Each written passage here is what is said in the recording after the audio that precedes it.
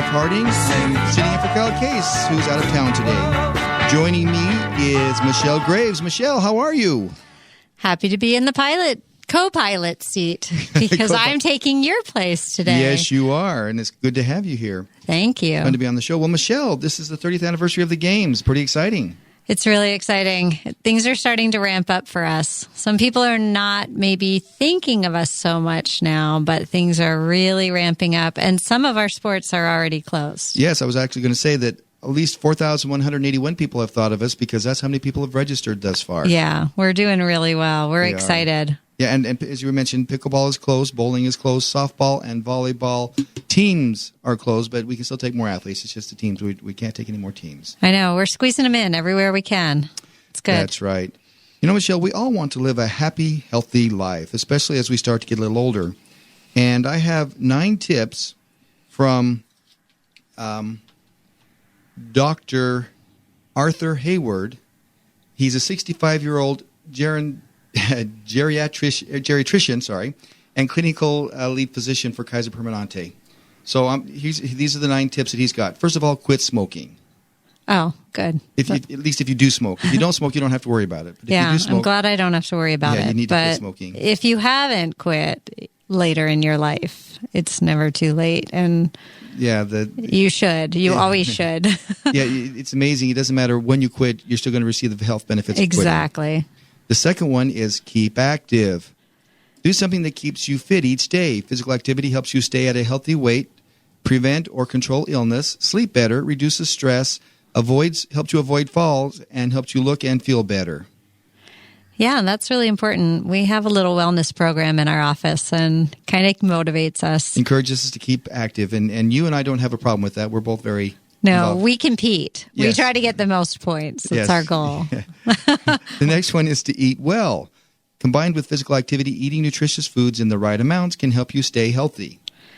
That little caveat, in the right amounts. That's where I eat good foods, but sometimes too many of them, too much of it. I know. That is hard. That's always a struggle, I think. And as you get older, it seems like your body wants you to eat less, and that's hard as well. But my mind wants me to eat more, and that's the problem. Exactly. And then related to that is maintain a healthy weight. Extra weight increases your risk for heart disease, diabetes, and high blood pressure.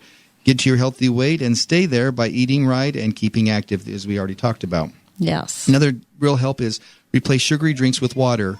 Water has 0 calories. Yeah, that's a good one. I should give up some of those things that aren't water. That's a lot of I don't know. That's a lot of extra calories that you can shed in an easy way. Yes. And the next thing is to prevent falls. We become vulnerable to falls as we age.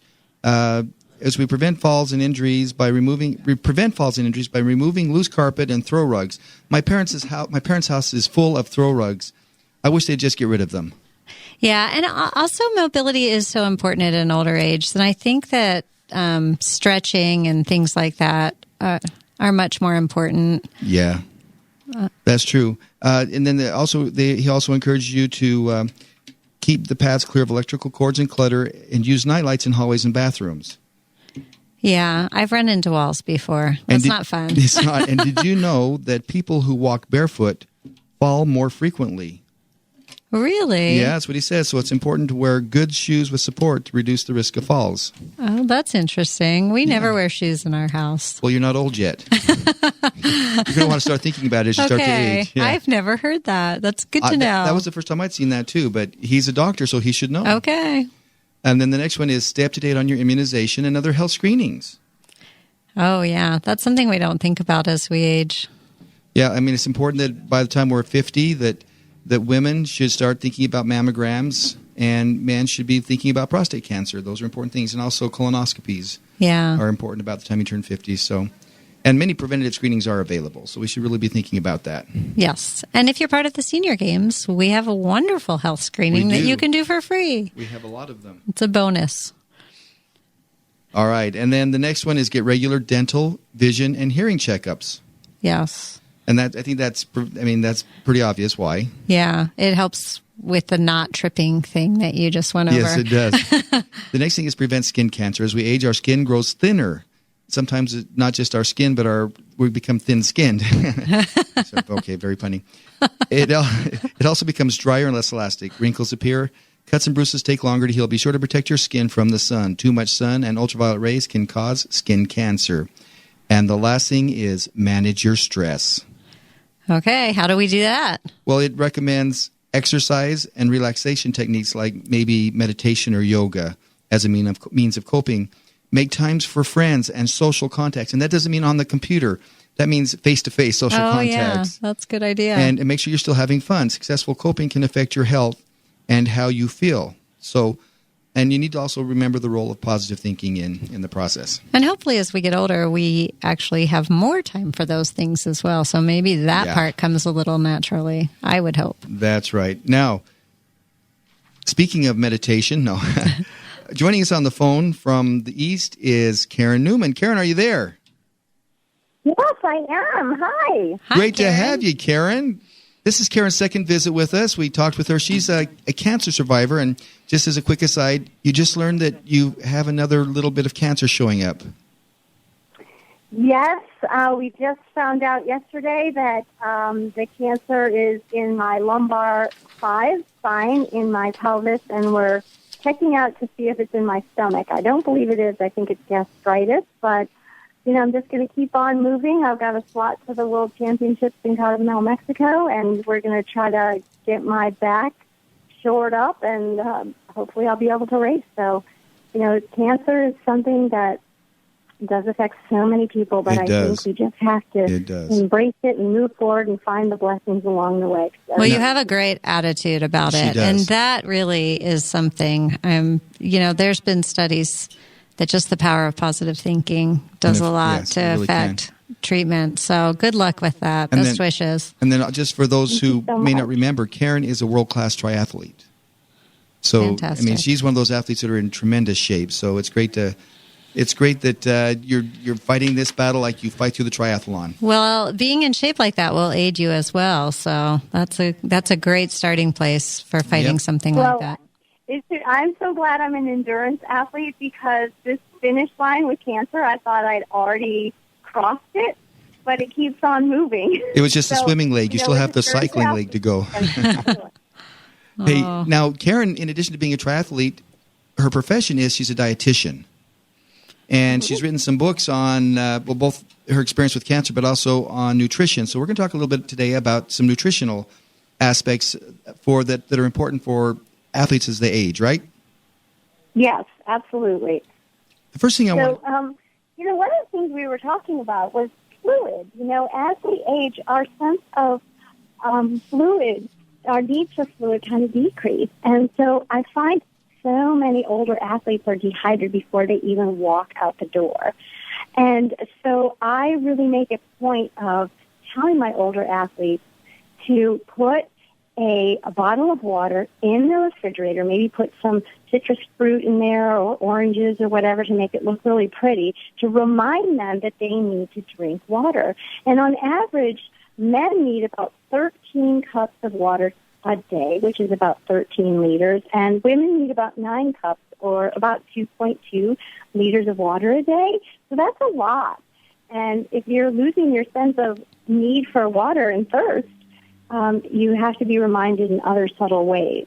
And if you don't drink enough water, it can really affect not only your performance, but your mental acuity. Water is used in everything. It's used to bring nutrients to our cells.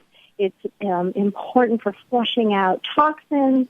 Water makes up about 60% of our weight. It is an important nutrient that we just can't forget about. It is. It's very important. And it's important also to remember that when we're talking water, we mean water. We don't mean colas. We don't mean alcohol. That's right. We mean water or fruit juice, milk. Real replenishing liquids, not the kind that we prefer to drink. Exactly. Absolutely. And I really say, let's go back to really drinking some water, actual water. But yes, we do get fluid. We do get water in our foods, and we do get them in our juices and our fruits, etc. But I really like people to drink water. And, you should look at your urine, and it should be relatively clear. You don't want to have concentrated urine. When you see that, you know that your kidneys and everything are working way too hard, and you just don't have enough fluid to flush out the toxins. So you can't live and be as energetic as you could if you did drink water. It's a hugely important nutrient. Now, Karen, on the topic of looking at the urine, I've been told, and correct me if I'm wrong, but I've been told that the studio audience is laughing at me for saying that. But this is a scientific program. We can say urine. Go. That's the correct word. I didn't say pee-pee. I said urine. Okay. Go on. As you're looking at it, look at it, and don't be afraid to look at what you're excreting. I tell my kids all the time, what color is your urine? They're like, Mom. What I was going to say is, I've been told that if you take a multivitamin, it can affect the color and maybe make it a little darker than it would be if you weren't taking the multivitamin. Absolutely. Is that correct? So that is definitely something to consider. Obviously, when you drink or when you have your multivitamin, it will definitely make your urine like a bright yellow color. But later on in the day, it won't. So it depends when you take your vitamin. Right. But usually within a couple hours, that urine with your vitamin is peed out, and so then you can look throughout the rest of the day. I do have to tell you one funny story. The color of your urine, and you'll get a pretty good register of what it is. It doesn't have to be totally clear white, it's just a subtle yellow is fine, but when you start to get really dark, concentrated urine, that's when you're in trouble. Yeah, I do have to tell you one funny story. The other day, my daughter must have been teaching my grandson about that, because I came home from work, and he said, Grandpa, my pee is white. He was proud. He was proud. He had accomplished it. He had enough water. His pee was white. It's important where we live here in the desert to really consider that. I take people out on hiking excursions, and during the summer, you can really fail quickly if you start a hike undernourished, underhydrated. There's probably a number, too, that we could look at, like maybe how many times you use the bathroom a day would probably be a good indicator. Yeah, no, that would be a great indicator. Although I must say, after having 3 children, my bladder just doesn't hold urine like it used to. So we have to say, okay, here's a person who's had a baby and who has not, because some people's bladders are so great they can hold a lot. Well, I was thinking that when you said 9 to 13 cups of water a day. That's a lot. So you're thinking 15 to 20 trips to the bathroom? For me, yes, definitely. If you're just joining us, you're listening to the Huntsman World Senior Games Active Life on Fox News, 1450 AM on the dial, and we're talking with Karen Newman, and we're talking about nutrition. Now, Karen, let's change a little bit, and let's talk about vitamin B12. Yeah, so that's another nutrient. It's a water-soluble vitamin, and it has a key role in the normal function of our brain and our nervous system, the formation of red blood cells. And what happens, though, is it's really important that we have gastric juices and hydrochloric acid and intrinsic factor, which is all in your stomach, in order to break vitamin B12 off of protein and then to be absorbing it. But as we age, our stomach acids decrease. So you often will see a vitamin B12 deficiency in older people. So it's important for them to focus on having some vitamin B12. And it is in many different foods. It's really from animal products. You don't find it in plant foods. So vegetarians who are athletes have a real issue with this. So they really need to get it from like maybe some fortified breakfast cereals or actually supplements. So, yeah, vitamin B12 is something to really keep on watch as you get older. Okay, for example, it's easy to get, like rainbow trout, for example, has twice the amount of the RDA in just 3 ounces. So it's not really hard to get if you, if you eat some wonderful lean proteins.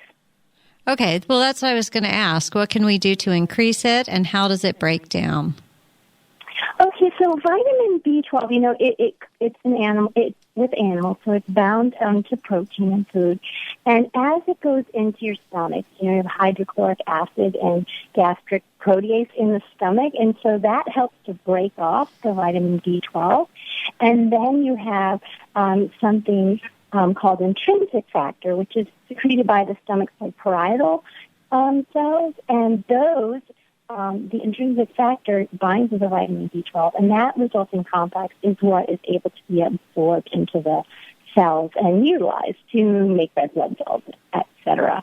Now you said that as we get older, we lose some of our gastric juices. So what can we do to overcome that so that we can still process the vitamin B12 we are eating? Right. So we need to focus on eating some more of vitamin B12. So hopefully that we can, if you have something that's fortified, if you have the fortified vitamin B12 like in the cereals, that's not bound in the protein, so you don't really have to worry about hydrochloric acid and gastric protease in the stomach. So that kind of bypasses that particular step. So then you can get the vitamin B12 into the system. So I can feel good about eating my sugar cereal in the morning then. He finds ways to squeeze it in. It's all about moderation, we always say. Well, tell us what foods are kind of your good training foods, like what you would recommend for training for triathlon. Well, you know what's so amazing is we're all so different. Now, I gave a nutrition talk before an Olympic. Anyway, it doesn't matter. But and so I talked to, I don't know if you know Karen Smyers, but she won Ironman like 8 times. And then we were talking to some of the Olympic hopefuls in triathlon. And I just did a little survey. I was like, so what do you have before your race? And Karen Smyers just had a glass of orange juice. And wow. Another person had, 2 bowls of steel-cut oats with bananas, with nuts and, milk and all this stuff. And that would totally put me under. Another person had chocolate. So we're all so different. But what I do, my stomach is very sensitive and gets very kind of nervous before my races. So what I found works for people who really have a nervous stomach is a really ripe banana.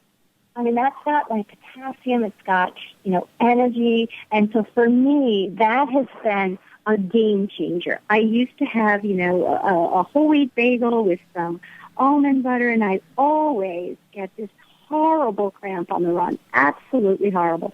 But when I switched it over to just a very easy to digest, ripe banana, it made all the difference. I never had a stomach ache, nothing.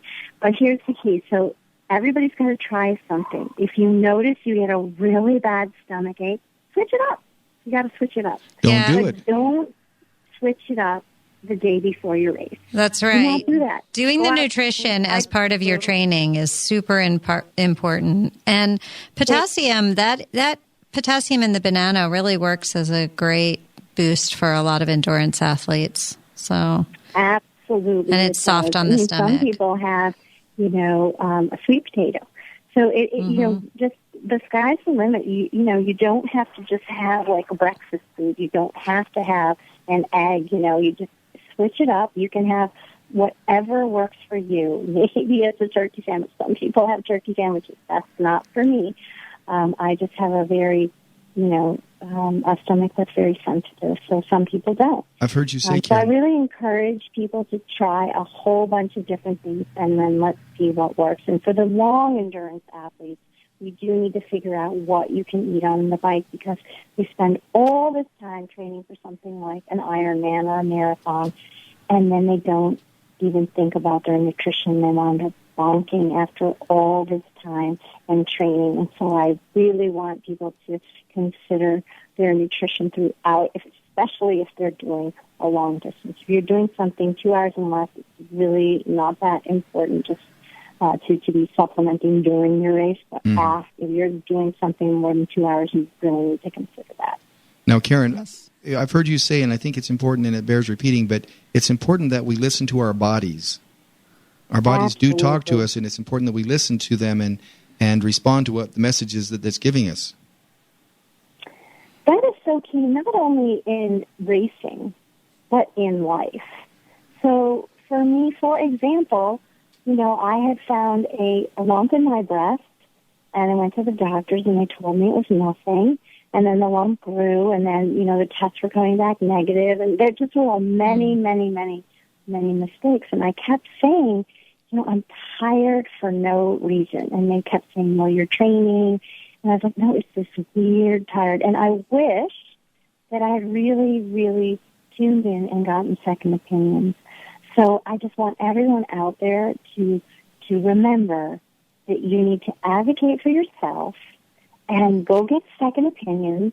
And same thing with training. If you're feeling so beat, take a day off. It's amazing what a day of rest can do for you. Take a day off, sit around, paint, do something different. It's incredible what rest does. We are all on this treadmill of life, rushing around and not taking time to sit quietly and listen and tune into that still small voice, which is so powerful. You know, that's so true. And especially at a high-level athlete, we feel pressured to keep training and to keep pushing ourselves, but that's not always the best for our bodies.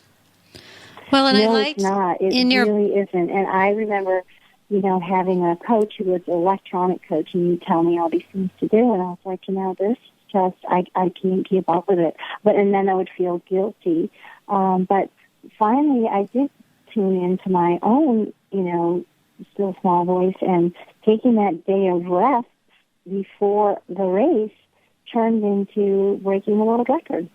So congratulations. I really think we should listen. I mean, it's great to get all advice. It's wonderful. Coaches are fantastic. But you really got to communicate, hey, you know what, this is too much, and I need a day of rest, and rejoice in that, and don't feel guilty on your day of rest. So I've turned it all around and enjoy my day of rest. Although now I've had too many days of rest, and I just want to get out there and start moving, but it's really hard because I have a compression fracture in my back and I can't run.